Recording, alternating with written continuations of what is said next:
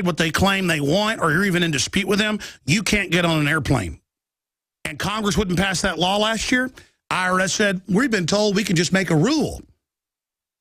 Oh, it was just for al-Qaeda, huh? Homeland Security Secretary Janet Napolitano tonight is facing a storm of protests over her department's view on domestic terrorism.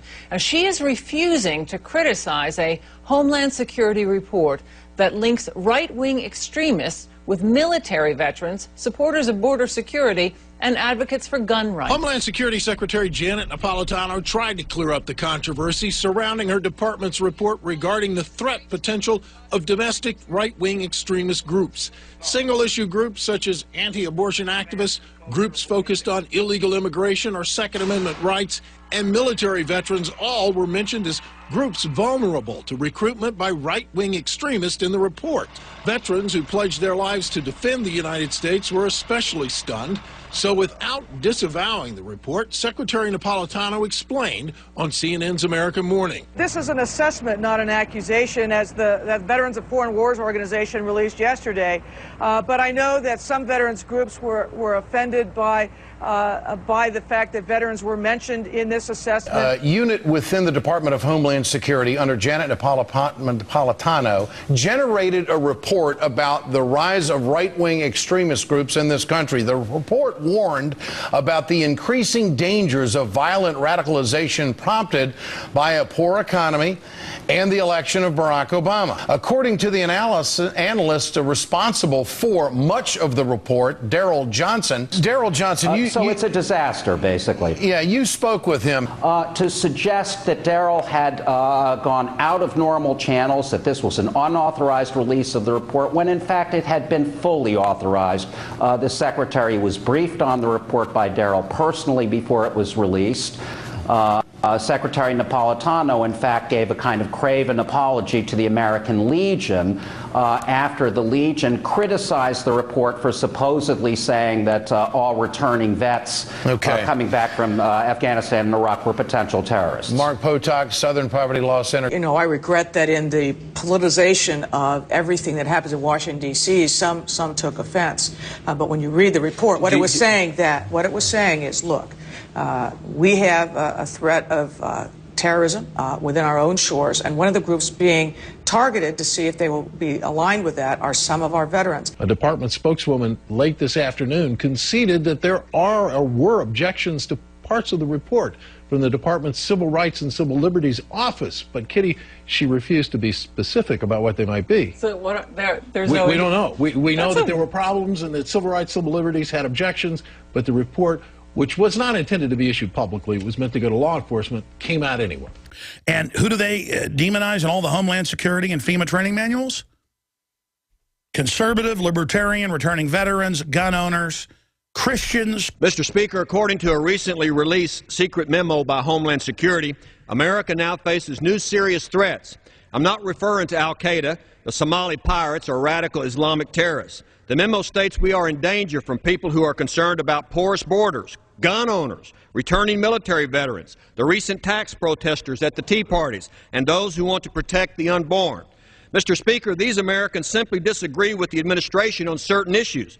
But by disagreeing, they are now labeled and vilified by Homeland Security as extremists and threats to America. The same department that issued a report suggesting returning war veterans were susceptible to extremist groups, also issuing what it calls the, quote, domestic extremism lexicon, end quote. It's like a dictionary with definitions for various extremist or terrorist groups and some definitions. Here's an entry: anti-immigration extremism. The Department of Homeland Security's definition: people who are, quote, highly critical of the U.S. government's response to illegal immigration and oppose government programs that are designed to extend rights to illegal aliens, such as driver's licenses and in-state tuition. Here's another one: single-issue extremist groups. According to the DHS dictionary, there are individuals who focus on a single cause, such as animal rights or the environment. They are also described as special interest extremists. And this, anti-technology extremism, also referred to as neo-Luddites. These apparently are individuals who are opposed to technology. You went through all those different definitions of different types of extremists. Nowhere in that dictionary do you see the term Islamic extremist. So the department was set up primarily, let's face it, to protect us from another terrorist attack from Islamic terrorists, and yet they talk about everything but that. They are on mainstream news. I have the Fox News, and Fox News is like, is this good? And they're like, well, maybe. All Catholics and all evangelical Christians listed in a file, let's show people, as being with Al-Qaeda. It shows their names, and they teach the military that's extremism. Army labeled evangelicals as religious extremists. Let's scroll down. And it actually shows the document. If you click on Mr. Dunleavy, are you familiar with the Christian militants? Yes, I am. Can one say that they might possibly want to undermine this country? Because right now, constitutionally, the right for women to choose is a constitutional right. People disagree with it, but here's an individual attempting to undermine the protections that are given to women. Would you suggest that that might be compared to trying to undermine this country? That's a possibility, is it not? Well, I think that anyone that goes about killing in the name of God is an ideologue. But what I'm saying is, as we look to be informational, we should include an analysis of how Christian militants or others might bring down the country. We have to look broadly, do we not? I don't know that Christian militants have foreign country backing or foreign country finance. I don't think that's the issue. The issue is whether or not their intent is to undermine the laws of this nation. And I think it is clear that that is the case. Undoubtedly, the vast majority of people actually in militia groups do not contemplate the mass murder of police officers. That's fairly unusual even for these nutty groups. You know, the overlap with the Tea Parties is hard to measure, but what we know is a whole number of things. We know that the Tea Parties, or many of their leaders and participants, have adopted a lot of the conspiracy-oriented rhetoric. There may be a string of FEMA concentration camps out there that the government is preparing for good, patriotic Americans.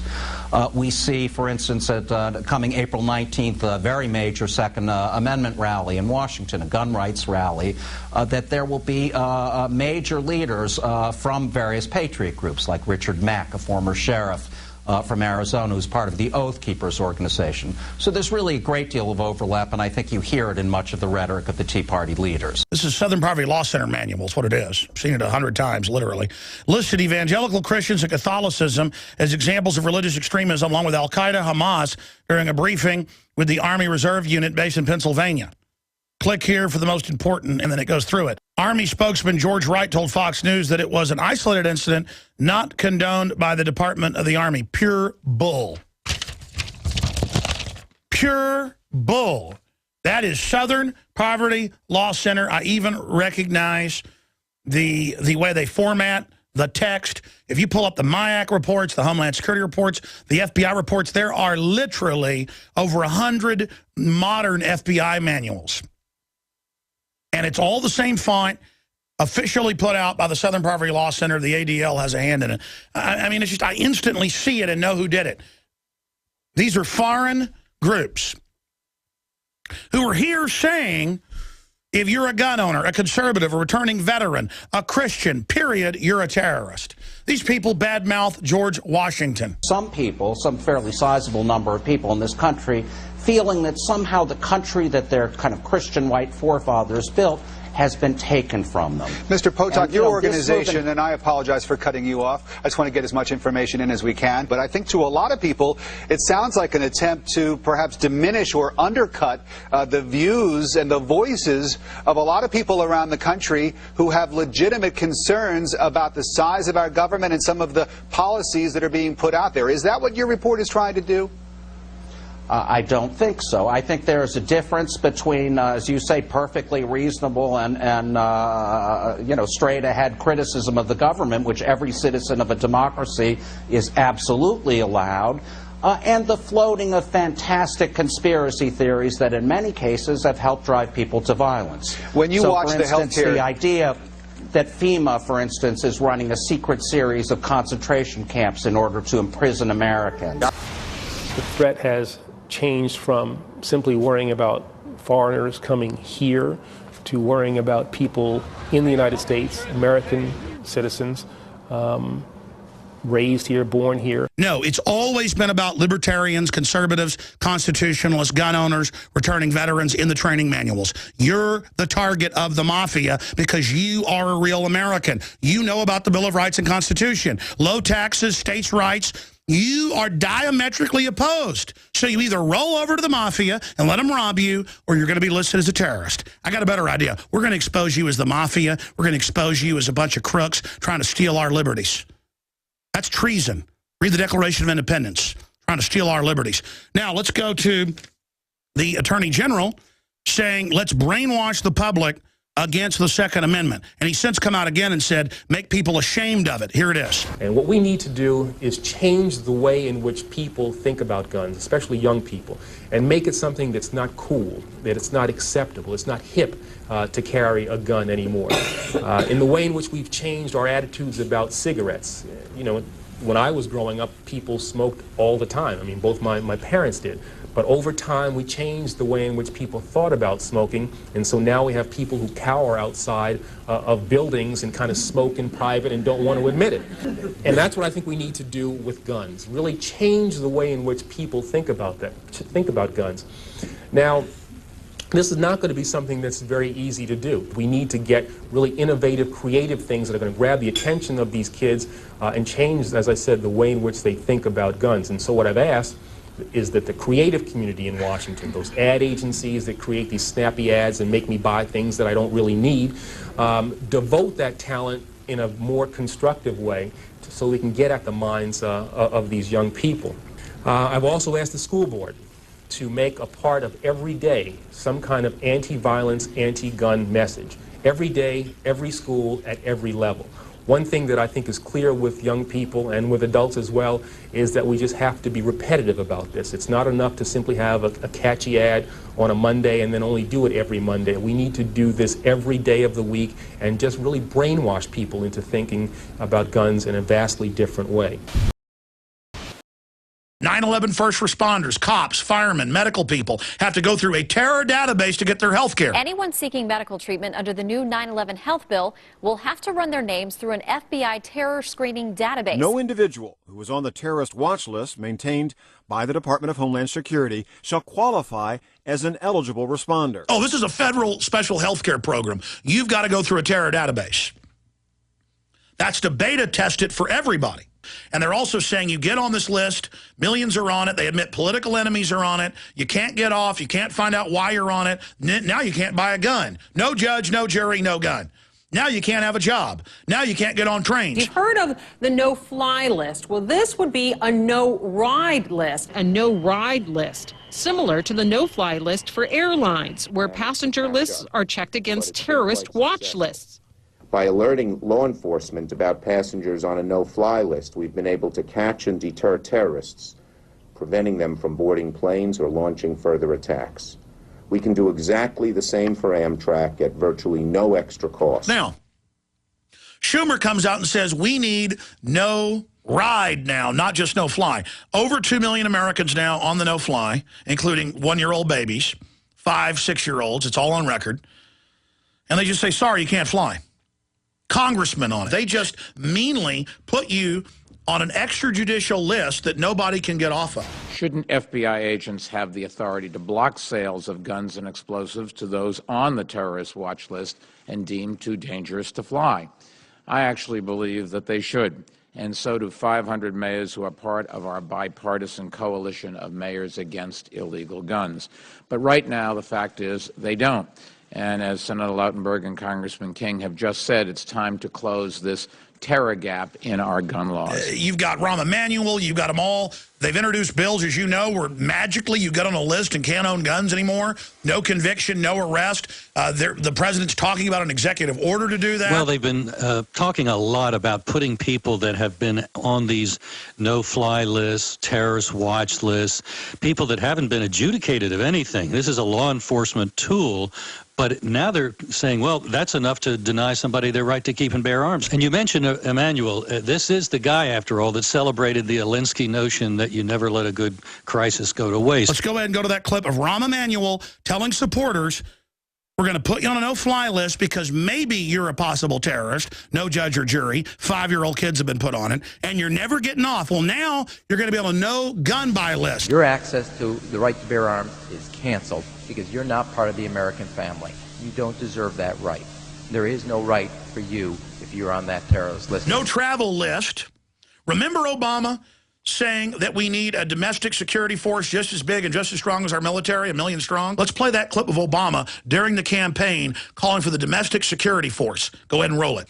We cannot continue to rely only on our military in order to achieve the national security objectives that we've set.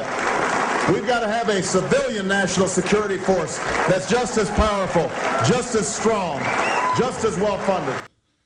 And it's a force to line up. We're sticking our hands down your pants. My 3-year-old daughter, Mandy, went from this happy little girl to this during an ordeal through security. My cell phone has about 17 seconds of this. Here, a TSA employee we've decided not to show is patting down Mandy while my wife holds her. But did it have to be like this? Is there a better way? James Marchand with the TSA would not comment specifically on the cell phone video, but he says some TSA screeners should follow some advice. You try to make it as best you can for that child to come through. You ask the child to put their arms up in some way, and if you can come up with some kind of game that you're trying to play with the child, then it makes it a lot easier. More complaints of absurd pat-downs by the TSA. This time the air traveler isn't a kid, but an elderly woman who was forced to remove her adult diaper. They said they felt something suspicious on her leg, and they couldn't determine what it was, so they took her into a closed room that was private. And I was left outside, and they came out and told me that it had something to do with her depends, that it was wet and it was firm, and they couldn't check it thoroughly. She would have to remove it. And I said, I don't have an extra one with me. Normally this isn't a problem. And she said that she could not complete the security check without the depends off. The pair were heading to Michigan so Weber's mother could be with family during the final stages of her battle with leukemia. We have reviewed the circumstances involving the screening and determined that our officers acted professionally and according to proper procedure. TSA looking for poop bombs. Land of the free, home of the brave. There is a 1-year-old baby with the TSA agent looking in the diaper. And these are the type of photos that pour out from slave training facilities all over the country. Because if you'll let them stick their hands down your pants and grope your small child, you'll put up with anything. This has always been the plan. How do you take a free society and completely break their will and break their comfort zone and set the precedent to do whatever you want, whenever you want, something the Nazis didn't even do? Doesn't matter if district attorneys have pointed out what's happening to this child is illegal. When they grope your wife's breast, it's illegal. When they stick their hands down your pants, it's illegal. They don't care. They just do it. TSA worker at Logan Airport arrested, accused of raping a 14-year-old girl. I'm crying because I'm just really, really upset that as an American, I have to go through this. And I do feel violated. I didn't think that I would when I had to opt out of the machine, but I completely feel violated. This woman, she touched my vagina 4 times because she went up my leg, up both legs, from behind, and then turned around and did it in the front. So that was my experience this morning at Dallas Airport. Heavily concentrating on my breast area where I told her I had had a mastectomy the year previous, and it just seemed to go on and on. I felt as though I didn't have any rights other than that I had to stand there and let them do what they wanted to do to my body. My son, who I'm very proud of, spoke up and said, I went through the metal detector and I did not get a pat-down, to which the gentleman, the supervisor, said, well, you don't have boobs. I got manually raped by a guy who there was the scanner wasn't working. But making sure is one thing. This guy, it seemed to me, was getting off on it.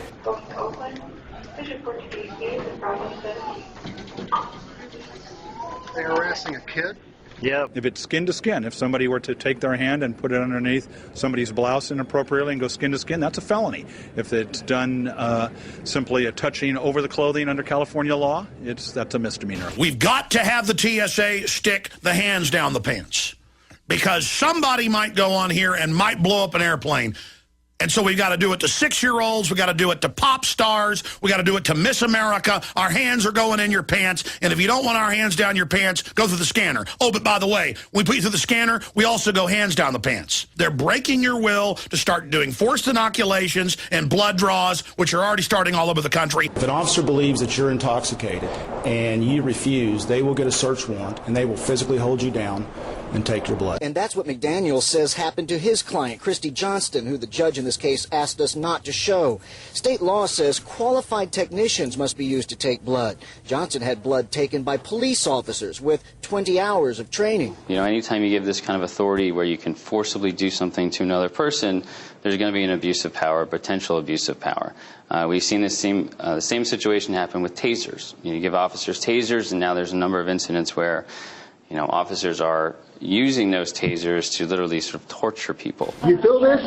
Yes, you feel that? That's my taser on your ass. Okay. So don't move. I'm trying not to. Now you feel this in your balls? Yes, sir. I'm not going to move. I'm not going to move. Then I'm going to take your balls and you move again. Okay, I'm going to take this taser out of your asshole now. Are you going to fight with me? No, not at all, sir. You know, ultimately it boils down to if you're strapping somebody down and you are penetrating their body against their will, you're committing, you know, in my mind, the equivalent of an act of rape. Now, the state mandates that 10 spots of blood are collected from every baby born in Texas to screen for a variety of life-threatening disorders. But it rarely uses all the spots. All we wanted to know was what the state was doing with those leftover spots. What we've learned has some parents angry. Andrea Boleno was one of several parents who sued the state of Texas after learning their child's leftover blood samples were being stored and used without their knowledge or consent. She says the state has been secretive about what they were doing with the leftover spots. It's definitely not happening. The head of the state lab told lawmakers the spots weren't used for law enforcement purposes. It's not used for that purpose. Not currently used for that, no. That's not our intention. But records show twice the state provided samples to the military to build a DNA database to aid criminal investigations. They take your baby's blood at birth for almost 40 years in every Western nation through a global government system already in place. They spy on your cell phones by federal law for a decade. They dial in, they listen to you. They do what they want. They're dirtbag crooks building armies of servile, minimum wage, 80 IQ, low-grade morons who will do whatever they're told. The picture of the 6-year-old kid being frisked a couple of weeks ago? Yeah, there was some video. In the age of cell phone cameras and all the rest of it, you get these kind of videos pretty regularly now. But it goes to a larger question, Secretary Napolitano, about balancing security with personal freedom. I mean, nobody likes to see this little girl being patted down, although it was done in a professional way, we should say, but still. And you see old ladies in wheelchairs being patted down. We still have to take off our shoes all these years later. How much do you think about and talk about balancing freedom with security? And it's all in relation to threat. What is the threat? And one of the things we do see is if you categorically remove a group from any type of screening, well, those who seek to do us harm then exploit that group. So you're exactly right. When we say we're not going to screen 6-year-old, 7-year-old kids, and I'm not for it, nobody's for it, right. But then suddenly, for some crazed parent, you then open up a weakness in the system. So here's a couple of things that we're working on. Number one is expanding trusted traveler programs where people will get biometric cards. The FBI is taking on $1 billion project to gather fingerprints, palm patterns, even digital pictures of faces. It's called biometrics. What is the FBI's goal in doing all of this? Well, the goal is to have a comprehensive database to track terror suspects, criminals, that sort of thing. And I think it's a wonderful goal. We do want to sort of have that centralized database. Taking fingerprints, scanning irises, and gathering information on each individual concerning their backgrounds and the communities that they're from, provinces that they're from. It makes sense, though, for people who pass, there's the money shot, people that pass through, that fly all the time. If you have the cards. Yeah. Right. And that's my fault for not getting one. I haven't gotten around to it yet. And what we need to do is, if I could say so, kind of better market them. In addition to facial recognition,